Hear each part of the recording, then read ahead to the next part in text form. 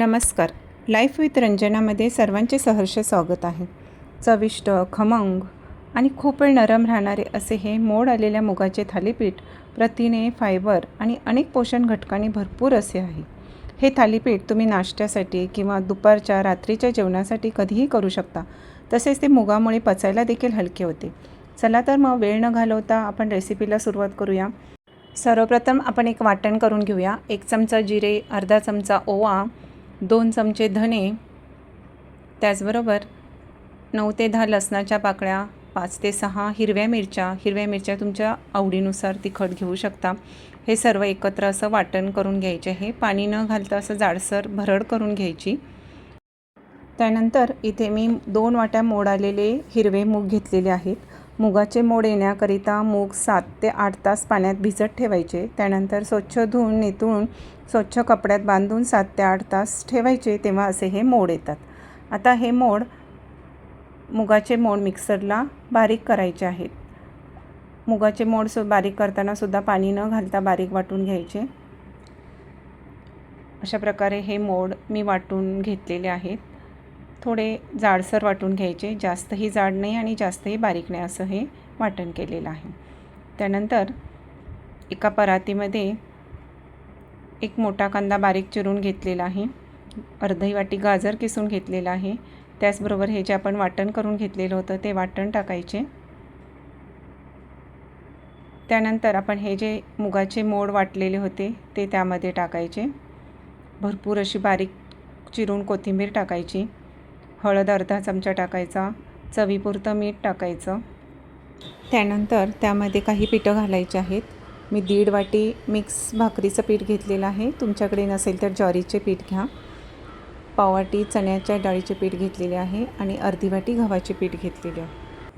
त्याचबरोबर त्यामध्ये थालीपीठ खुसखुशीत येण्याकरिता 1 चमचा तेल टाकायचं आहे. 1 चमचा तीळ टाकलेला आहे. सर्व साहित्य टाकून झालेले आहे. आता आपण पीठ मळूया. आता यामध्ये आपण पाण्याचा वापर केलेला नाही, त्यामुळे थोडं पाणी लागणार आहे. मी मिक्सरच्या भांड्यातच थोडंसं पाणी घेऊन ते पाणी पीठ मळण्यासाठी वापरणार आहे. जसं लागेल तसं पाणी घ्यायचं आहे. अजून थोडं पाणी लागणार आहे म्हणून मी पाणी थोडं घेत आहे. अशा प्रकारे अंदाजाने पाणी घ्यायचं आहे. पीठ आपल्याला जास्त कठीणही मळायचे नाही आणि जास्त मऊही मळायचे नाही. आपल्याला थालीपीठ थापता येईल अशा पद्धतीने थोडंसं मऊ पीठ मळायचे आहे. छान असं एकजीव करून घ्यायचं आहे, जेणेकरून सर्व साहित्य त्यामध्ये एकत्रित होईल. तर पीठ मळून झाल्यानंतर आपल्याला एका डब्यामध्ये ते काढून ठेवायचं आहे. आता हे पीठ जास्त वेळ भिजत ठेवायची गरज नसते. लगेच थालीपीठ बनवायला सुरुवात करायची. आता थालीपीठ बनवण्यासाठी मी ते पोळपाटावरती ओला रुमाल करून घेतलेला आहे. माझा नेहमीचा थालीपीठ बनवण्याचा रुमाल आहे हा. त्यानंतर एक मध्यम आकाराचा पिठाचा गोळा घेऊन पाण्याच्या हातानेच आपल्याला अशा प्रकारे थालीपीठ बनवायचे आहे. अजिबात तेलाचा वापर करायचा नाही. अशा प्रकारे बोटं पाण्यात थोडी थोडी बुडवून आपल्याला थालीपीठ असं बोटानेच सरकत न्यायचं आहे आणि पातळ करता येईल तेवढं पातळ करायचं. कोणाला जाड हवे असतील तर थोडे जाडही थालीपीठ बनवू शकता. हे पहा, असे छान थालीपीठ माझं थापून झालेलं आहे.